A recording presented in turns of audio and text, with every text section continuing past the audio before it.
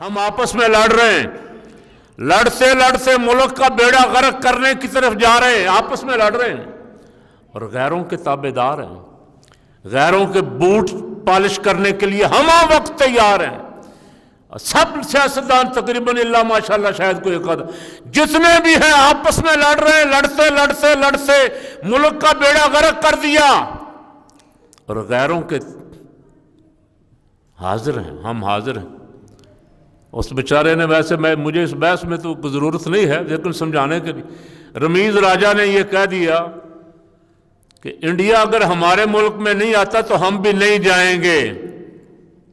اسے کان سے پکڑ کے نکال دیا، نجم سیٹھی کو لے آئے۔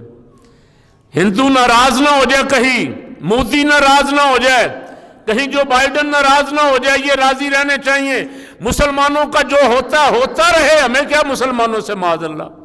تو یہ ایمان والوں کی نشانیاں، ایمان والوں کی نشانیاں قرآن بیان فرما رہا۔ رحماء یا شداء علی الکفار رحماء بینہم، یہ کافروں پہ سخت ہے۔ کتنا بھی کافر گورا چٹا ہو، دل میں اس کے لیے محبت نہیں ہے، دل میں وہ محبت ہے اللہ اور اس کے رسول کے لیے اور ان کا نام لینے والوں کے لیے۔ اللہ کریم اس پہ ہمیں قائم رکھے، استقامت عطا فرمائے۔ وما علینا اللہ۔